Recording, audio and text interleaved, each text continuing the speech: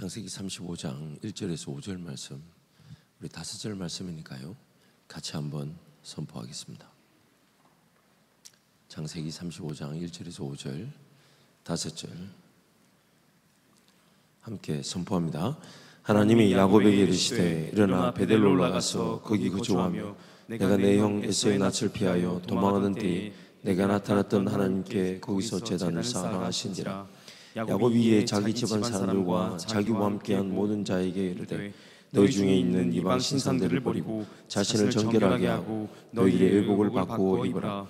우리가 일어나 베델로로 올라가자. 내 환난 날에 내게 응답하시며 내가 가는 길에서 나와 함께 하신 하나님께서 내가 거기서 제단을 쌓으려 하노라 하매 그들이 자기 손에 있는 모든 이방 신상들과 자기 귀에 있는 귀고리들을 야곱에게 주는지라. 야곱이 그것들을 세겜 근처 상수리 나무 아래에 묻고 그들이 떠났으나 하나님이 그 사명 모들로 크게 두려워하게 하셨으므로 야곱의 아들들을 추격하는 자가 없었더라. 아멘.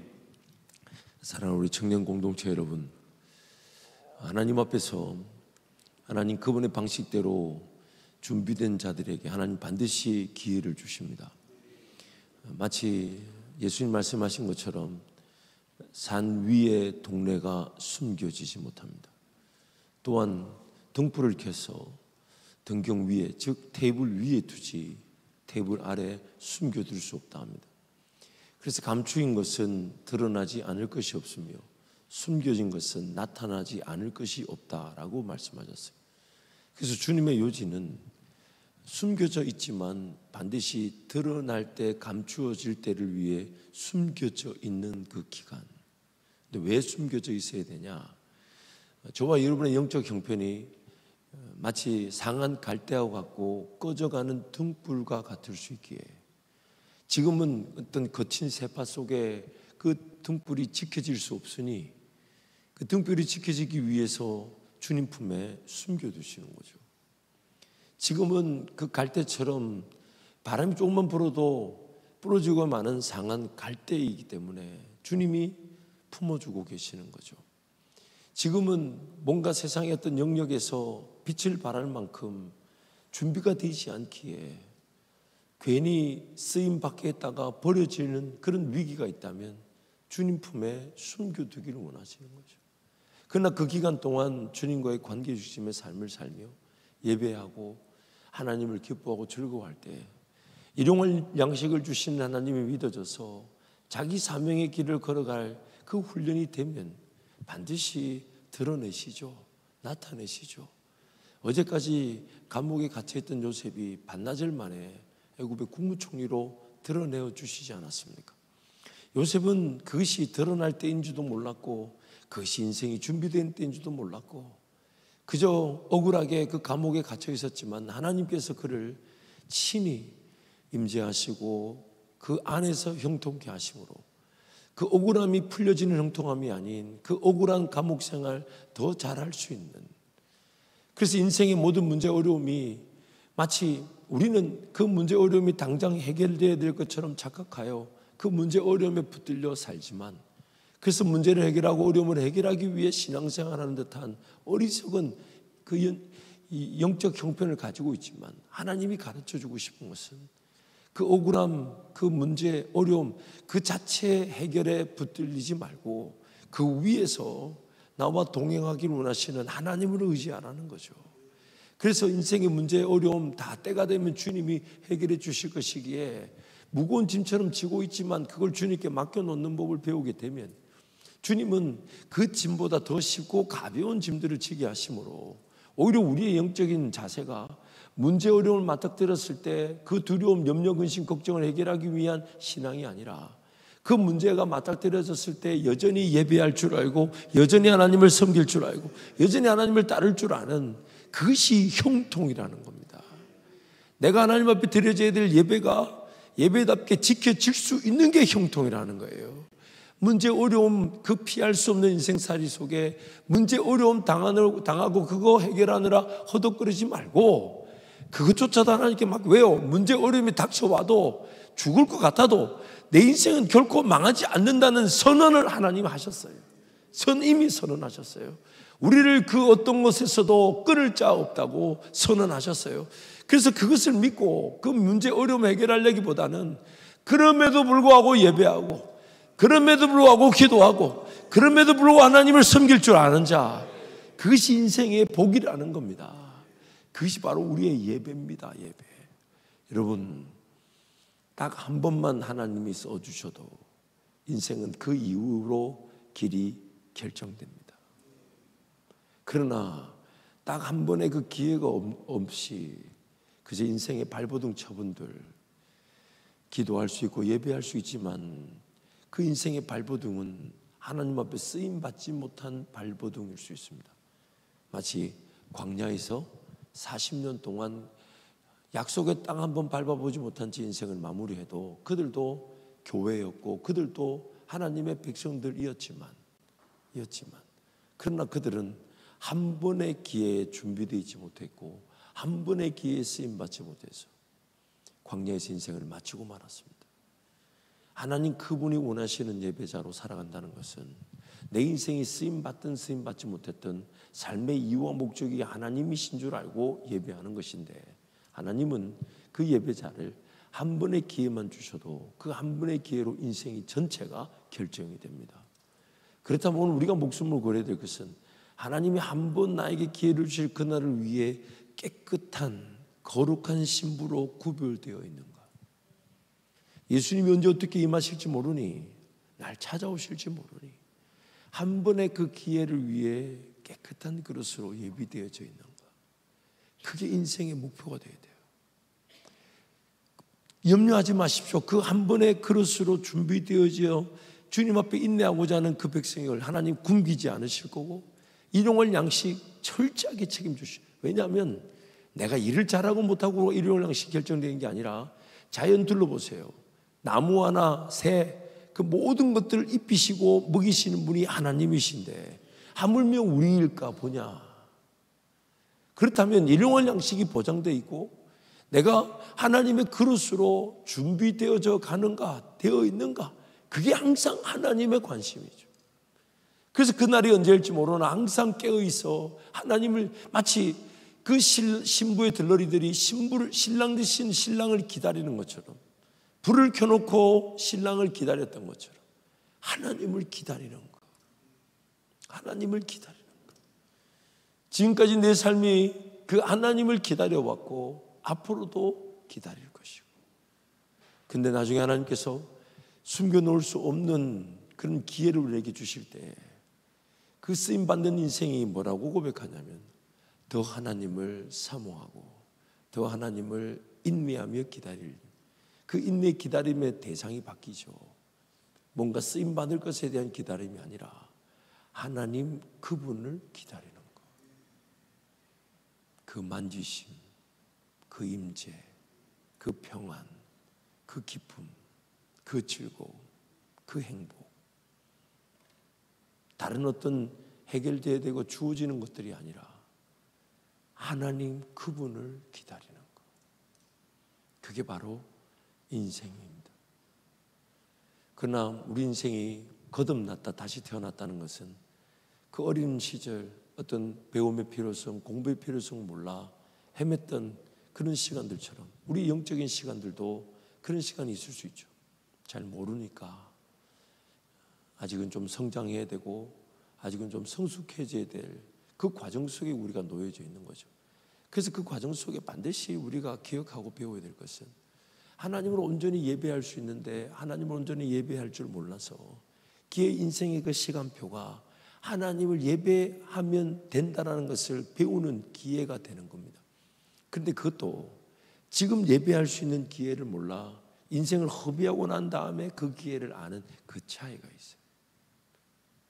오늘 내가 지금 하나님을 예배하면 그것으로 하나님은 전부가 되시는데 그 예배의 기회로서의 인생을 몰라서 기회의 인생을 허비하고 난 다음에 예배의 소중함과 그 가치를 아는 예배자로 세워지게 되는 거죠.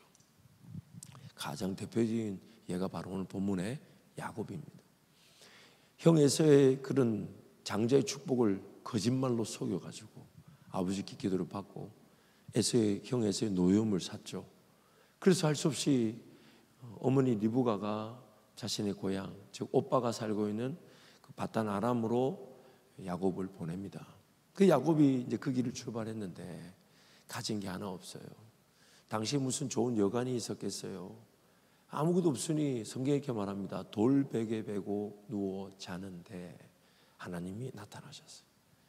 보여주신 그림이 천사가 하늘에서 사닥다리를 타고 오르락 내리락 하면서 그 하나님의 임재가 있는 곳을 천사가 오르락 내리락 하는 그 장면을 보고 야곱이 말하기를 여기가 하나님이 계신 곳이군요.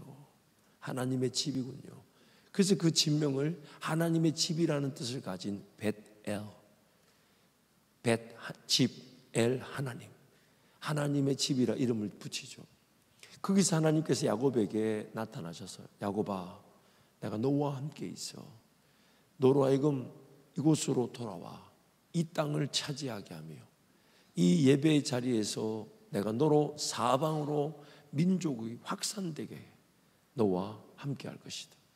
그러므로 네가 어디로 가든지 내가 너와 함께 있어 너로 복을 누려 이곳으로 돌아오게 하겠다.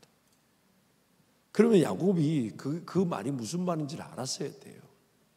하나님의 지금의 관심은 어디로 가든지 어디로 오게 하신다고요? 예배자의 자리 베델로 오게 하시는 거죠. 그럼 그 자리에서 하나님 내가 여기서 그러면 하나님과 동행하겠습니다 선언하고 거기서 집을 짓고 예배자로 살아야 되는데 야곱이 그럴 만한 영적 형편이 되지 않았다는 거죠. 그 말 무슨 말인지 모르고 길을 떠납니다. 그래서 하나님이 가는 데마다 도와주시죠. 라반의 집에 외삼촌이 집에 갔을 때 그 외삼촌이 야곱의 품삯을 10번이나 속일 만큼 녹록지 않은 상황이지만 하나님은 라반도 잘 되게 하시고 또한 라반이 속였지만 야곱에게 축복이 되게 하시는데 그 축복도 하나님이 복을 주심에 대한 기대치를 가지고 하나님의 뜻을 묻고 순종했다기보다는 야곱 자기 방식으로 이 뭔가 빼앗으려는 것을 하나님이 도와주신 거죠. 이러는 거죠. 라반이 품삯 10번을 속이니 도대체 하면 어떻게 하면 라반 외삼촌도 승복을 하고 자기도 자기 것을 챙길까 고민하던 끝에 라반에게 제안하는 거예요. 양이 새끼를 낳으면 점 있는 것, 아롱진 것, 검은 것만 자기 것으로 삼겠다. 여러분도 알다시피 다큐멘터리나 들판의 양들을 이렇게 종종 영상으로 보면 그게 아롱진 것, 점 있는 것, 검은 것 잘 보이던가요? 없던가요? 거의 없어요. 그러니까 라반이 듣기에 그 괜찮거든. 그리고 알았다 해놓고는 라반이 어떻게 하냐? 이미 검은 거, 아롱진 거, 점 있는 거 얼마 안 되는 그걸 다 모아가지고 자기 아들들에게 붙이고 완전히 흰 것들만 야곱에게 붙이고 또한 그 아들들의 양떼와 야곱의 양떼의 거리를 3일간을 둡니다. 그러니 야곱의 양떼들은 검은 것, 아롱진 것, 점 있는 걸 볼 수가 없는 거예요. 근데 야곱이 깨를 부리죠. 우물에 기다리고 있으면 모든 양들이 자기네들 양들뿐만 아니라 모든 양들이 다 오니까 양들이 물 마시러 올 때 가지를 꺾어가지고 얼룩덜룩하게 가지를 만들어가지고 양들의 눈에 보여줍니다. 양들이 새끼를 뵐 때 주로 양들이 새끼를 어디서 뵈냐? 물 없는 들판에서 목마른데 이렇게 교접을 하지 않죠. 되게 물 마시러 오면 그 우물가에 물 먹고 힘내가지고 이제 이 교접을 하는데 그때 이 양들에게 이 얼룩덜룩한 가지를 보여주면 양들이 검은 거, 점 있는 거, 아롱진 것을 놓겠지. 그럼 그게 맞나요? 그게 과학적으로 맞나요? 그럼 여러분 만약 그게 맞다면 앞으로 여러분 자매들 조심해야 돼요. 임신했는데 옆집 아저씨 쳐다보면 안 돼. 아니 그거 쳐다봤다고 닮으면 어떡하려고. 큰일 나. 담임 목사 보여주는 것도 자제해야 돼요. 얼굴 자네는 뭐 별반 다를 거 없을 것 같은데 내가 다른 사람 몰라도 자네는 웃을 자격이 없을 것 같은데 그 웃음이 나오나? 근데 그게 안 맞는 일이죠. 그게 인간적인 깨죠. 심지어 야곱이 자기 꾀에 자기가 얼마나 속았는지 자기 꾀에 얼마나 확신했는지 튼튼한 양, 견실한 양, 보기 좋은 양만 보여주고 비실거리는 양들한테 보여주지도 않았대. 근데 하나님께서 그 야곱의 게임에도 불구하고 모든 양들이 임신을 할 때 태어나는 것들은 다 점 있고 얼룩지고 검은 것들이 되게 하셨다는 거예요. 왜요? 하나님 약속하셨으니까. 내가 어디로 가든지 내가 너와 함께 있어. 너를 형통하게 하여 이곳으로 돌아와. 하나님의 집을 짓고 예배하는 삶을 살게 만들 것이다. 라반이 자기도 재산이 불어나지만 사람의 욕심이 끝이 없잖아요. 야곱의 재산이 늘어나니까 이런 소문이 들립니다. 야곱이 외삼촌 재산을 다 빼앗아 간다 하더라. 빈손으로 와서 자기 재산 관리하던 놈이 갑자기 부자가 되니 그 재산에 욕심이 나는 거죠. 그러니까 라반이 심기가 불편함을 알고 야곱이 어떻게 될까? 근데 그때 하나님이 야곱에게 나타나셔서 이렇게 말씀하십니다. 나는 베델의 하나님이라. 나는 베델의 하나님이라. 야곱아, 베델로 올라가자. 거기서 네가 나를 예배할 것이다. 그래서 하나님의 그 음성을 듣고 이제 베델로 출발한 겁니다. 자기 딸, 그러니까 라반의 딸 라헬, 야곱에겐 두 번째 부인이죠.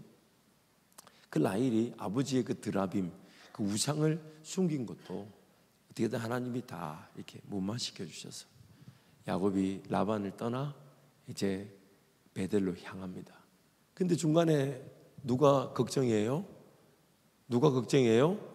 형 에서를 만날 일이 걱정이에요. 그래서 32장부터 온갖 깨를 썼지 않습니까? 잊지 마세요. 베델로 부르신 분이 하나님이시라면 그 예배자의 자리로 가는 길에서의 모든 장애물 문제는 하나님도 알고 계셔서 하나님이 다 해결해 놓으셨는데 그 온갖 깨를 부릴 것이 아니라 하나님께서 에서의 마음을 만져 놓으시면 끝나는 일인데 그걸 야곱이 몰랐던 거죠. 결국 야곱이 그런 깨를 부리다가 이제 더 이상 자기 깨로 형 에서를 이길 방법이 없어. 이제 약복강이라는 그 강 건너편을 건너가면 형 에서가 오는 걸 만나게 되니 그 밤에 두려워서 자기 가족과 재산들, 소위 말하는 총알바지로 강 건너가서 형이 나는 미워해도 그런 제수씨들이나 조카들 재산들을 미워할 이유가 있겠냐. 그래서 그 강 건너를 놓고 자기 혼자 강을 건너지 않는 그 자리에서 하나님이 야곱을 만나주러 오신 거예요. 그러나 너무 놀라운 것은 야곱이 다짜고짜 씨름하는 평생의 자기 삿발을 자기가 지고 평생의 자기 인생을 자기가 지고 자기가 주인인 것처럼 씨름하는 그 야곱의 그 모습이 여실히 드러난 것인데 하나님은 그 야곱과 씨름해 주시더라는 겁니다. A man wrestled with Jacob. 한 사람이 야곱과 씨름하다니. 분명히 야곱의 잘못된 씨름이며 무조건 자기가 싸워 이겨야 되는 줄 알고 누구든지 언제든지 닥치는 대로 그냥 싸우고 이기려고 했던 야곱의 삶이 드러난 것인데 그런 야곱의 방식대로 하나님이 상대해 주셨어요. 하나님이 씨름할 이유가 없었어요. 하나님이 누구와 다투실 이유가 없었어요. 하나님 누구와 싸워서 이기고 지고 할 싸움에 들어갈 이유가 없었어요. 야곱을 기다려 주신 거예요. 야곱을 기다려 주셔서 야곱의 씨름에 하나님이 응대해 주셨어요. 그러나 그 야곱은 끝까지 이기려고 했지 질 마음이 없고 하나님을 찾을 마음이 없는 걸 아시고 야곱이 한도표를 쳐서 하나님 그분을 찾게 만드시고 평생 지팡이를 지고 살았어야 되나 그 지팡이 지고 사는 삶이 하나님을 찾아야 되는 안전장치가 되게 하신 거죠. 그래서 나중에 애굽에 내려가서 바로 왕을 만났을 때도 야곱은 히브리서 말씀에 이렇게 합니다. 지팡이 머리를 의지하여 그 바로를 축복해 주었으며. 그래서 야곱이 이제 극적으로 형 에서와 화해를 하고 그리고 이제 어디로 가야 됩니까? 어디로 가야 됩니까? 어디로 가야 됩니까? 베델로 가야 되는데 야곱이 베델로 바로 안 가요. 참 여러분 우리 인생이 그래요. 그렇게 갖가지 일을 당해놓고 예배하러 가는 그 길이 나를 살리는 길인 줄 알고 하나님 부르셔서 하나님이 그 라반 외삼촌과의 관계 정리, 형 에서와의 화해 이런 거 다 해결해 주셨는데 갈 때 빈손으로 갔던 야곱으로 엄청난 부를 얻고 돌아오게 하셨는데, 그래서 이제 베델로 가자. 나는 베델의 하나님이라 내가 너를 거기서 기다리고 있으니 너는 거기 와서 나를 예배하게 될 것이다. 그 베델로 출발한 길인데 형 에서와의 극적인 산봉이 되니까, 마치 인생의 큰 문제가 해결되고 나니까, 어려움이 해결되고 나니까, 그 문제 어려움이 생겼을 때는 그렇게 하나님께 해결해 달라, 도와달라 이렇게 매달리다가 막상 그 문제 해결되고 나면 사람이 사라져. 그 문제 생기고 어려움 생겼을 때는 하나님 도와달라고 그렇게 새벽을 깨우고 금식하고 하다가 그 문제 해결되고 나니까 사람이 사라져. 더 이상 새벽기도 보이지 않고 예배 자리도 오지 않아. 그럼 이걸 어떻게 기도해야 돼요? 하나님 또 문제를 일으켜 달라고 기도해야 돼요. 어떻게 해야 돼 이거? 참 진태양난이 진태양. 형에서와의 문제가 해결되고 나니까 곧장 베델로 가야 되는데 안 가고 숫곳이라는 곳에 머뭅니다. 오늘 본문에 이제 배경이 되는 사건이죠. 세겜이라고 불리죠. 그리고 야곱은 아예 거기서 성경이 이렇게 말합니다. 가축을 위한 우리도 지었다고 하는 거 보니 거기 살 모양이었던 거예요. 살기가 괜찮았던 모양이에요.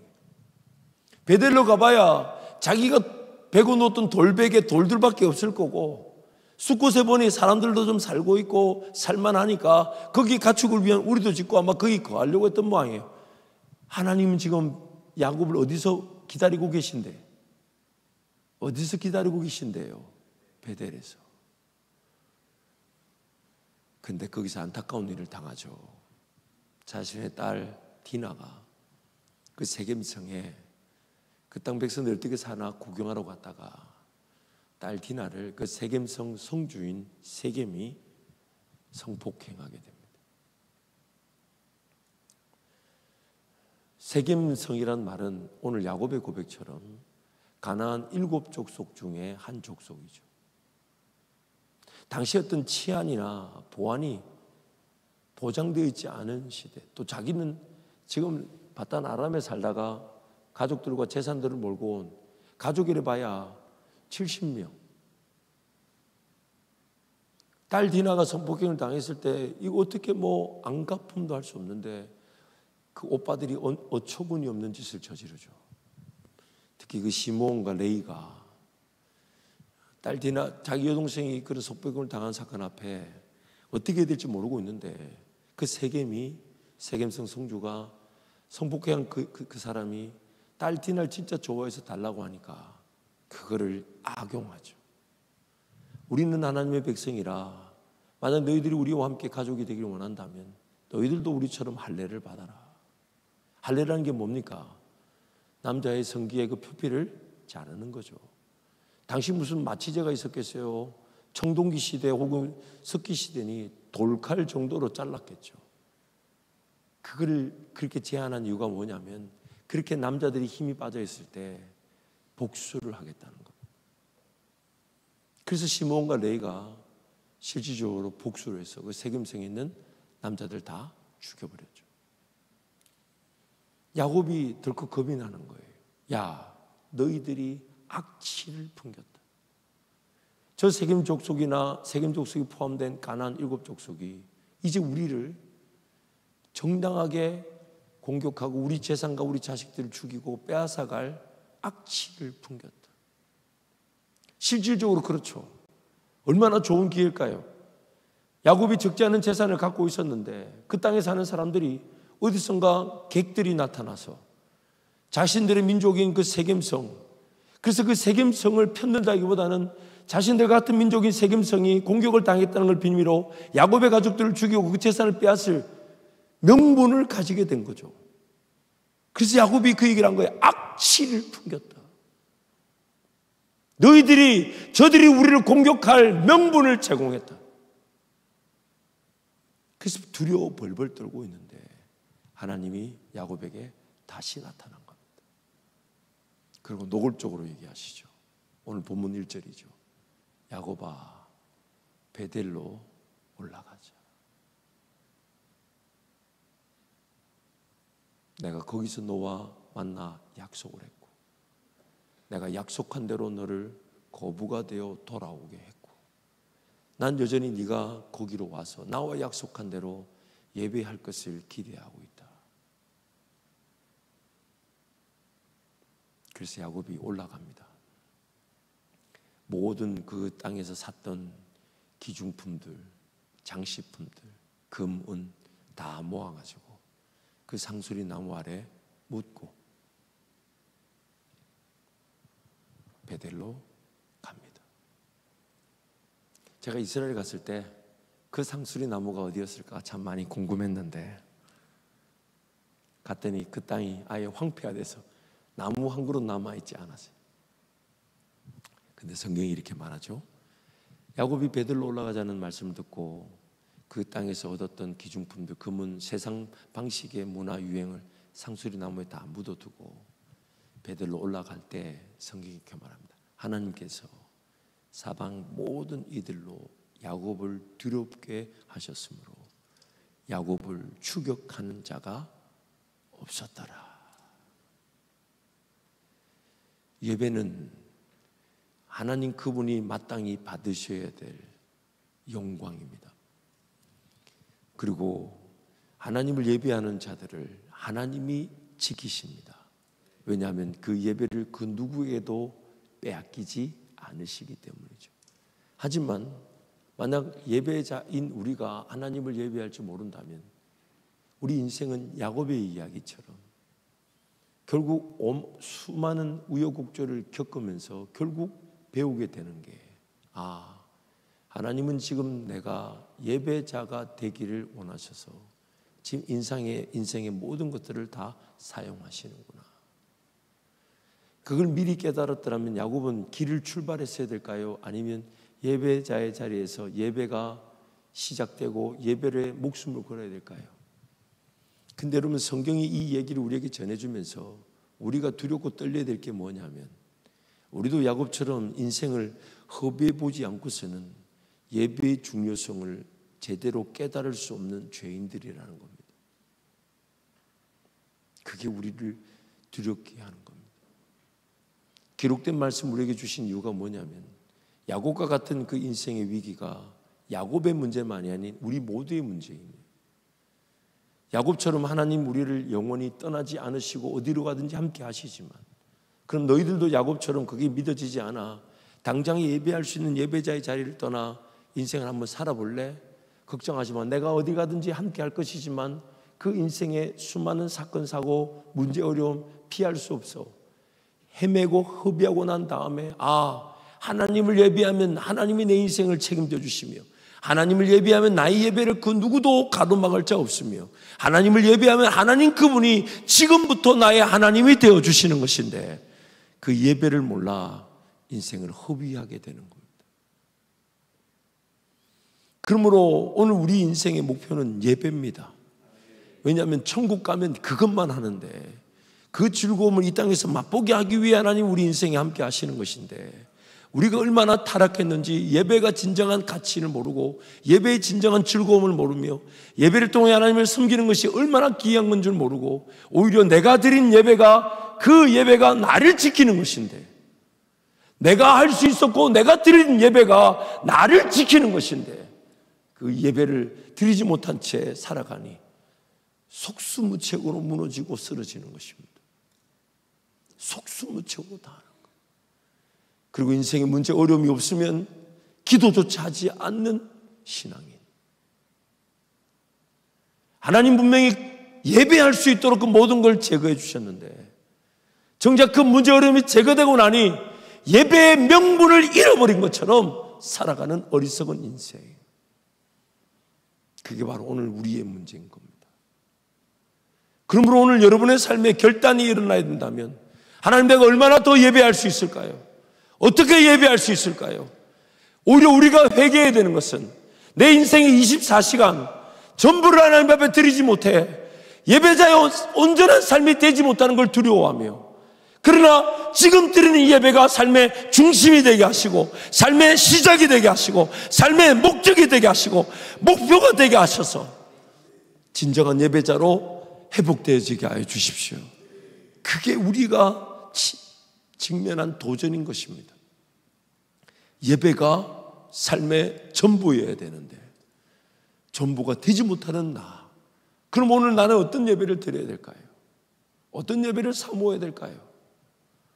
어떤 예배자의 자세를 취해야 될까요? 나는 무엇을 계획해야 될까요? 난 무엇을 결정해야 될까요?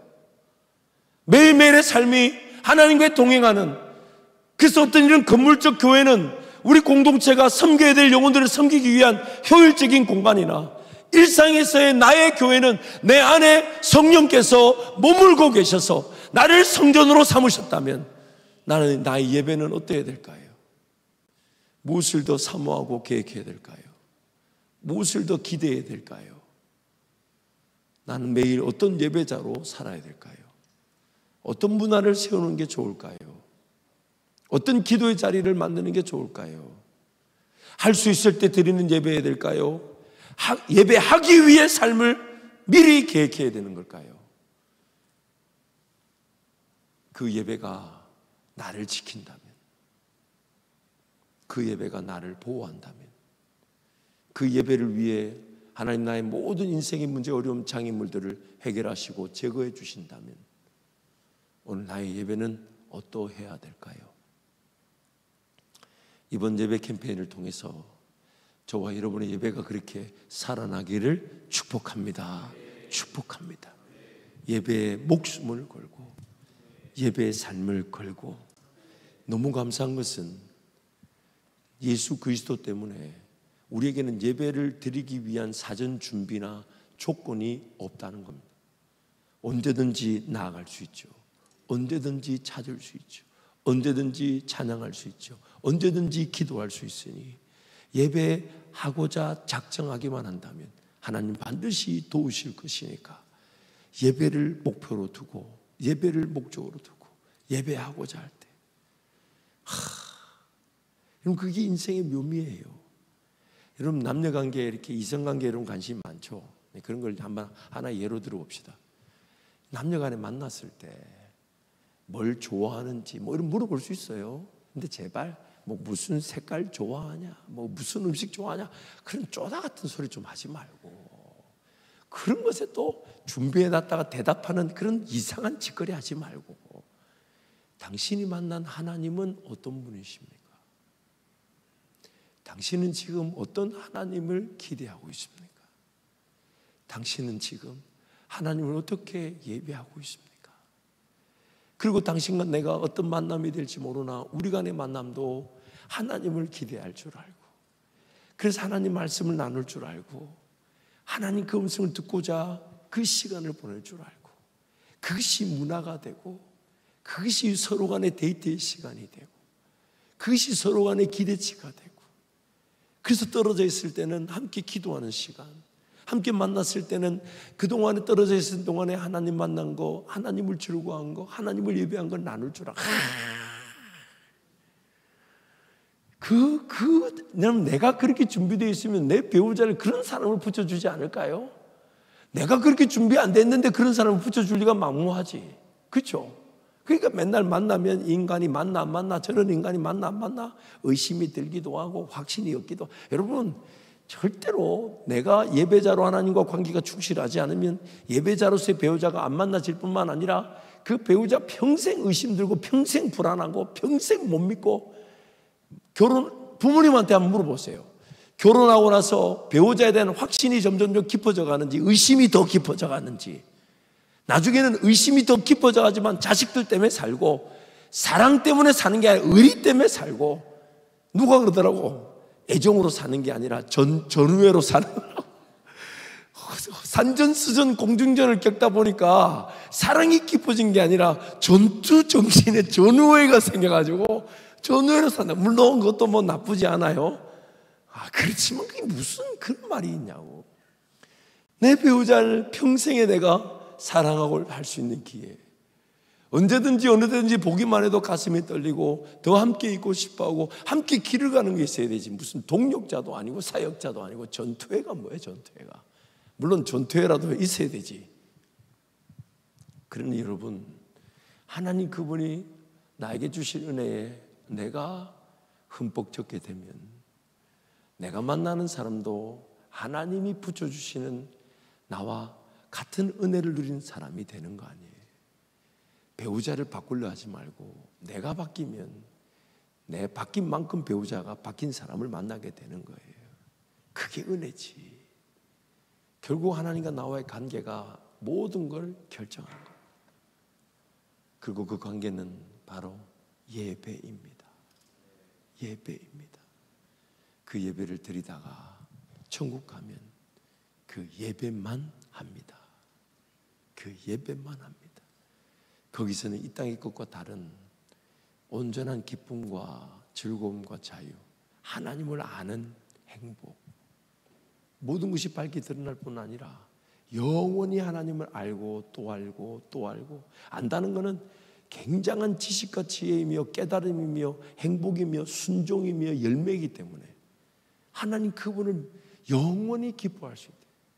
그래서 와, 하나님 기쁩니다. 정말 하나님 이런 분이시군요 하고 영광을 돌렸더니 하나님이 그 예배에 응답해 주실 때 더 하나님을 알려주시고 더 하나님을 기뻐하게 만들어 주실 때 그게 영원하답니다. 그게 천국이라는 거예요. 영생은 참 하나님과 그의 유일하신 아들 예수 그리스도를 아는 것이니이다. 영원한 생명은 하나님과 예수 그리스도를 아는 그 기쁨이 영원한 예배의 근원이 되고 영원한 즐거움의 기쁨이 근원이 된다는 거예요. 그래서 예배하자는 거예요. 그래서 예배할 수 있도록 도우시고 기어이 예배하면 그 모든 것들은 하나님 정리해 주실 뿐 아니라 예배하는 그 순간이 인생의 허비를, 낭비를 막는 것입니다. 그러므로 여러분 예배를 중심으로 살아가십시다. 예배자를 기대하십시다. 예배 문화가 세워져 가고 예배하는 이로 삶을 승리하시기를 축복합니다. 우리 함께 찬양하겠습니다.